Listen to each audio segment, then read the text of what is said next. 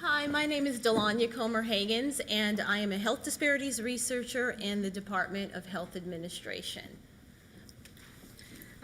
Good morning. My name is Ramamonjiarivelo. So I am an assistant professor at the Department of Health Administration as well. And so just a little bit about me and how I became interested in disabilities. Health disparities, when I was working on my doctorate, I was interested in healthcare access. And so I started looking at different things that affected vulnerable populations. And my area of interest really is diabetes. So you'll notice that we talk a little bit about diabetes in this. But the disabilities piece, I think it's a funny story. My husband has been a CFO in a nonprofit organization for probably close to 20 years. And he's always worked in the area of disabilities. In particular, when we were living in Texas, he worked for an organization that dealt with children with individual and intellectual and developmental disabilities. And so as I was working on my dissertation, he was, oh honey, no, go into this area. It's so interesting, that it's so underdeveloped, under-researched, and I was just, I can only do one thing at a time. So when he moved up here, now he's working with adults with intellectual and developmental disabilities. And so lo and behold, I've come full circle doing what I'm interested in, which is diabetes, but now also moving into disabilities. And so with that, I will go ahead and get started. So when we talk about health disparities, we're really looking at differences. So that if you had two individuals with the exact same situation and they went to the doctor and one health outcome was positive and one was negative, you'd want to know why. So that's what we look for when we think about disabilities. And so in this, we're going to talk about disabilities as it relates to mortality, morbidity, and quality of life issues, especially quality of life issues as it relates to children. I say individuals and children with disabilities because, like the first presenter said, children, they're so young they can't make these decisions, and it really is kind of a family issue. We also look at difference in death rates and prevalence, so the number of people who are managing any disease at a given point in time, and then difference in incidence rates. So in a particular population, how many individuals are actually developing whatever it is that you're looking at. And so when I talk about disabilities here, I'm not focusing on one type of disability. I'm looking at disabilities in general. So about 54 million individuals suffer some type of disability, and 34 million have a severe disability. This is including adults as well as children. And when you want to just separate out with the children, we're looking at the population of disabilities for children is 9.2% of the US population. So some of the challenges when you think about children with disabilities, eating healthy. So there's a lack of healthy food choices for whatever reason. And again, that's going to go back to the families. And you can talk about education and do they know what healthy means? And if they're choosing one, let's say one beverage, is that beverage actually considered healthy? In terms of, let's say they choose a juice. It might have a high sugar content, just like a soda would. So healthy choices, we have to think about what really encompasses healthy. And then also some individuals with disabilities have difficulty chewing and or swallowing their food. If we want to think about weight control, there might be, very necessary reasons why children with disabilities are, if you want to talk about underweight or overweight. So sometimes they're on medications, and that contributes to the way that their eating habits. Appetites might be suppressed. The medicine might allow them to eat more because their appetites have grown, and there could be substantial weight gain or weight loss. And then when we think of the category physical activity, we have to think about, depending on the disability, what types of limitations are there. So there could be physical limitations, there could be pain, and that's why maybe they're not able to exercise. There could be a lack of energy, maybe they're lethargic. There could be an accessible environment. So do we have accessible environments? And we're going to talk a little bit more about that. So some factors that are associated with health disparities, there's a whole bunch of different factors. but in our research, kind of just tailored it down to 2 areas. So the first area is access to care. And usually when you think of access to care, you think of health insurance. So most children have to have insurance through their family. So either some adult is working and they're able to cover their children, or there is public insurance. So there are choices: Children's Health Insurance Program, Medicaid, and Social Security if we're looking at public insurance, or like I said, if a family member works and they're able to cover their child under their insurance program. And the other category that we're looking at is preventive service utilization. So because you have access does not mean that you utilize services. And so the first bullet under preventive service utilization is patient satisfaction. In the research that we're looking at, which is basically secondary data, so we're not going out and actually collecting information from individuals. We're looking at surveys that have already been developed nationally. So we're looking at the information that's already been collected and we're analyzing it. So under the category of patient satisfaction, a lot of what we've seen in the literature is that there are unmet needs for whatever reason. There's also difficulty accessing care. And we're going to talk a little bit more about each one of these as we go. And then cultural competence of the provider, which you heard from the first group. So training, what types of training do individuals have when you are dealing with children with disabilities? There's a lack of resources, financial, which could be on the part of the family. The cost of some of these services is quite prohibitive, which may be the reason why they haven't actually utilized the service, regardless of whether they have access.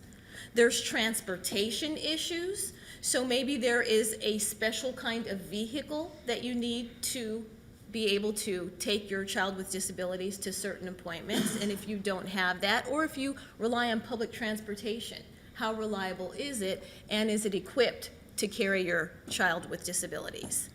The other category under lack of resources is social support, so being able to speak with people who can help you through your emotional and social needs. And then community resources. That's a big one in the literature. Sometimes there aren't very many community resources available for families who have children with disabilities. And then so how do these individuals access the help that they need? Another category under preventive service utilization is lack of accessible environments. And so I kind of spoke to that when I talked about transportation, but if you do want to get some exercise outside, are there any parks nearby? What type of neighborhood do you live in? What about sidewalks or different buildings that you go in? Are there elevators? So depending on the disability, you want to be very aware of the environment, and so if the environment isn't suitable for you to be able to actually involve yourself in that environment, that might be a very good reason why you don't. And then also coordination of care. In the literature, I saw a lot of surveys where parents were asked, how easy is it for you to get appointments for your children with disabilities? And it's amazing how many of them have unmet needs because they have such a difficult time preparing all of the doctor's appointments and trying to get doctor's appointments and just the whole coordination of care because they're going to different specialists and being able to work it in to fit their schedule if they work. And there was just a lot of, I guess, unsatisfaction with families in being able to coordinate the care for their children. So some of the research that we've done shows that individuals with disabilities, they usually report having a lower health status, and that could be for a variety of reasons. It could be because they're not eating properly, maybe, again, like I said, they're not sure about what's considered healthy, nutritional food, access to that food. They report having more dental disease, and dental diseases aren't covered under Medicare Title 18. And so I'm going to leave that to Dr. Ramamonjiarivelo when we talk about strategies and some of the policy implications. And they're also, even if you do have coverage, it's difficult to find dentists who are willing to accept individuals or children with disabilities because, like I said before, they may not be culturally competent.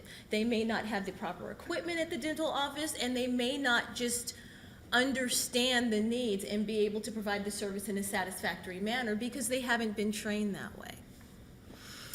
Individuals with disabilities also report having less emotional support and social support, like I said, so that could lead to depression and isolation.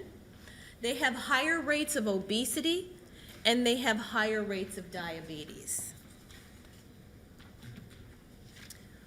So this graph that is now up here shows the percentage of obesity among children ages 2 to 17.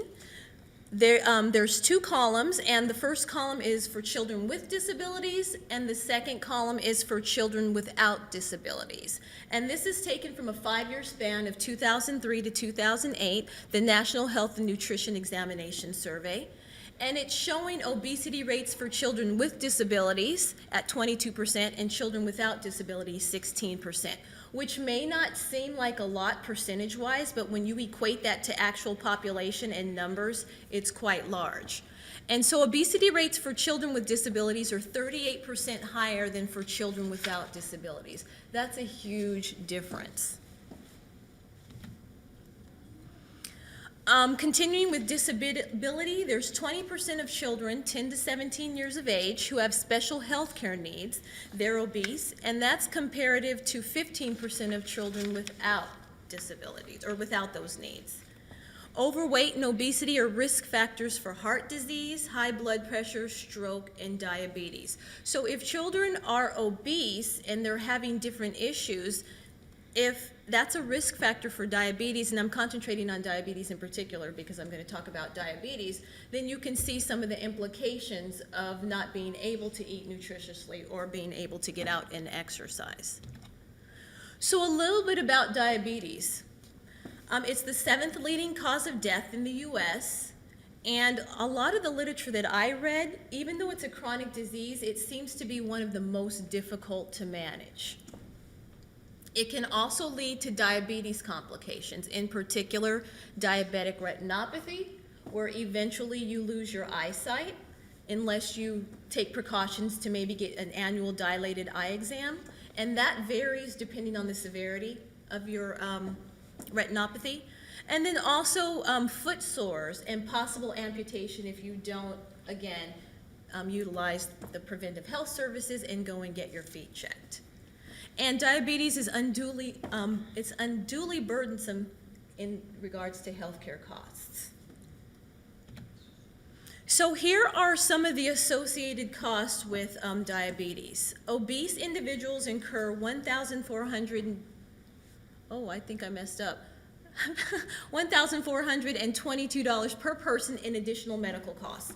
So if you think about healthcare costs, it's in the news, it's everywhere about how burdensome it is on our economy and what are we going to do about this and should we go to universal health coverage and then you have Obamacare or not. It's a big difference in terms of medical care costs. So if you're obese and you're incurring that much more additionally, besides what everybody else is using in medical care costs, you can clearly see that something has to be done to curb diabetes and obesity.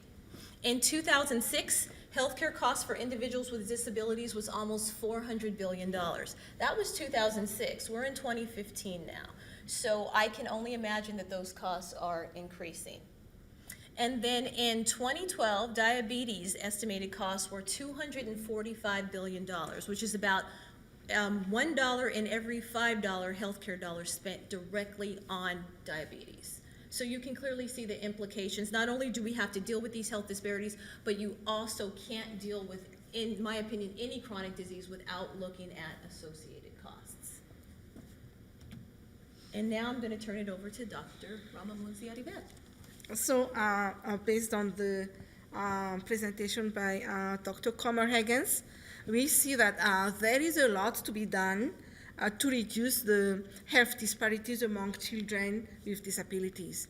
And some of the things that we can do would be develop like a national surveillance, treatment and prevention efforts, because very few national data sets are available to really conduct some research on children with disabilities at the national level or at the state level.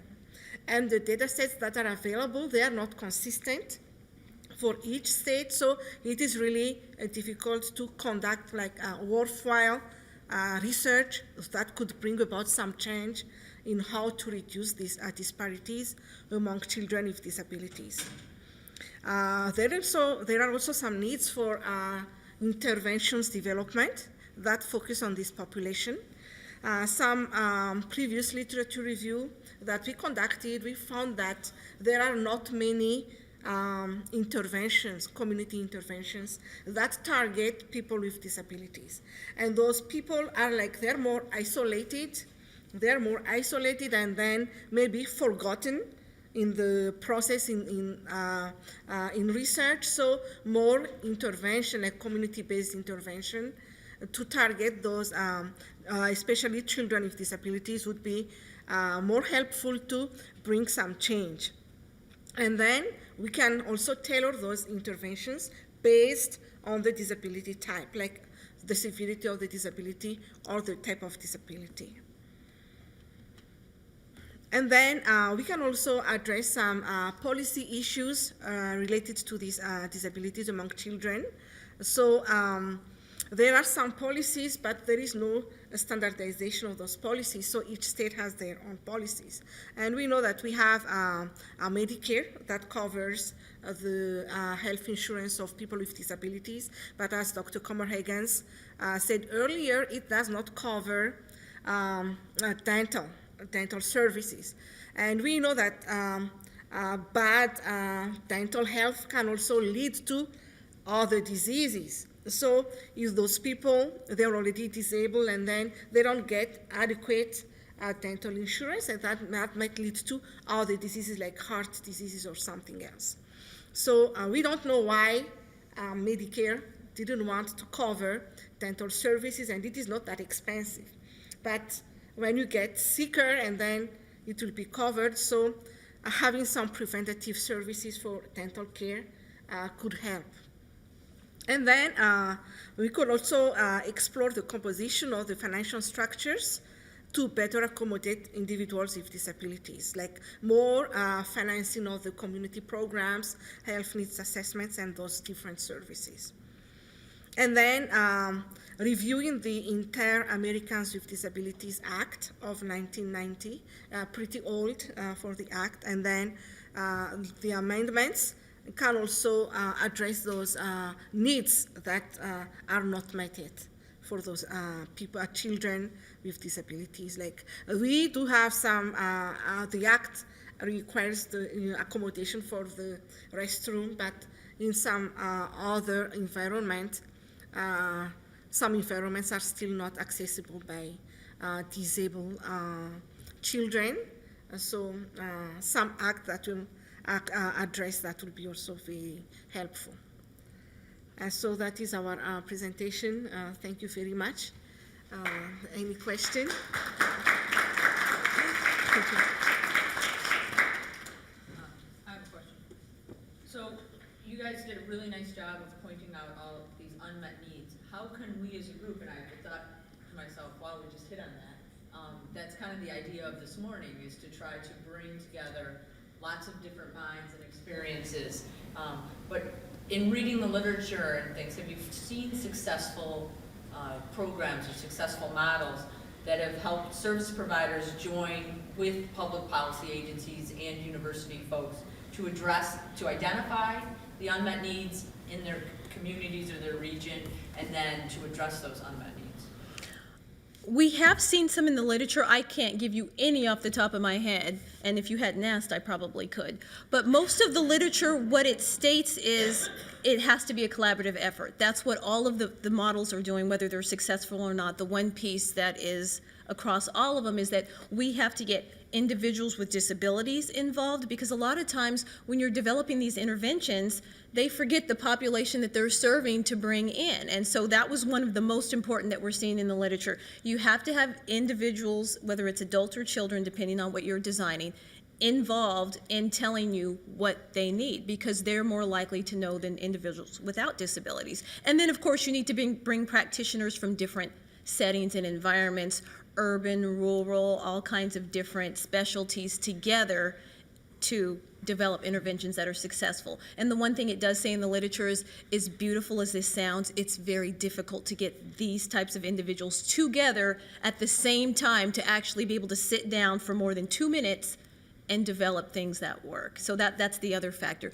We can identify all the people we need, but can we actually bring them to the table, time commitments, things like that. Yes, ma'am. I would like to know, so where do we go from here, please? Good question.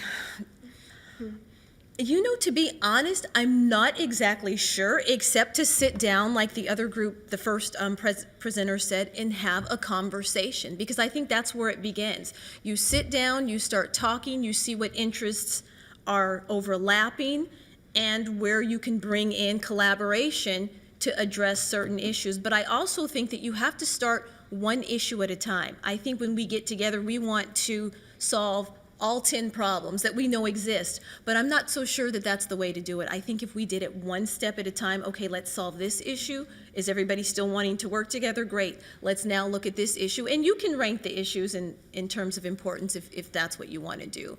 But I really do think you have to have the conversation, and I really think the commitment has to be there, because you can go to a meeting all day long. If you're not invested in what you're doing, I'm not sure that it moves forward. Yes, ma'am. Is the GSU mission of the town square concept, and that perhaps that might be something that can come back to the dean to see if there's enough interest from different programs in our college to build on the town square concept. Absolutely. That was in there. Very good idea. Yes, ma'am. I think another component is education, and that can start here with what everyone goes back to teach whatever courses they're teaching and offer to share that knowledge even across colleges. I think it's also about educating the consumer. Right. As health professionals, we want to say, I've got the answer for this community. What if we empower consumers to ask their doctors questions? Right. To not be so ready to just take a prescription, Right. you know, because I want more in terms of wellness, a holistic approach. And so when we can empower people, again, from that town hall, people in this community, then they go forward. We might never know the magnitude of that ripple effect when consumers actually ask questions and don't just accept whatever they are told. Or That's don't true. just accept whatever their community is providing or not providing for them. That's true. Good input. Yes, And ma'am. of course, we have to take into account the politics. Yes. And so when you look at the different people at the table, perspectives are all different. Right. Right. And so that's why it is extremely important to involve the consumers and letting individuals with disabilities know they have a voice. Right. Okay, and the importance of voting.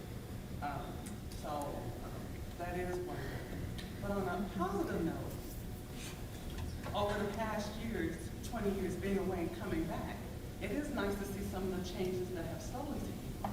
Right. You know, with transportation, at least in the city. And as it begins to develop, and we have more transportation now in the rural areas, you know, you see the slow changes that are taking place. Is it enough? Not necessarily. It's not enough. But at least people are talking and people are speaking up and things are being done. That's true. And to that, actually, oh, I'm sorry, go ahead. Well, I was going to just go on with what she said. Go ahead. On the positive aspect, at least on the children's point of view, if you look around the city and the outliers, there are programs that have started, very slow, they don't have enough money, but they started. And I know Laura Reed and I know the advocate system, and I even know the Breweries have some type of like overall clinics with very complex children where they do have better interpreters and they do have physicians that listen and subspecialties in there as they need them. And this little piece that I saw, and I saw that coordinating care for all cultures is a big issue, especially as those children that are 5, 6, and 7 now turn into 21, 22, Right. 23, and in Right. their 30s. There's a large population of those guys who do live somewhat independently with help. And I think that's one of the biggest problems. Those clinics that we look for in kids, they may be be starting here. But when you take those kids and move them out 20 years where their parents and the people that are helping are also 20 years older, get transportation piece to get to the small amount of the clinics where adults with disabilities shrink. Right. So we got a big issue, but I think it's people are listening.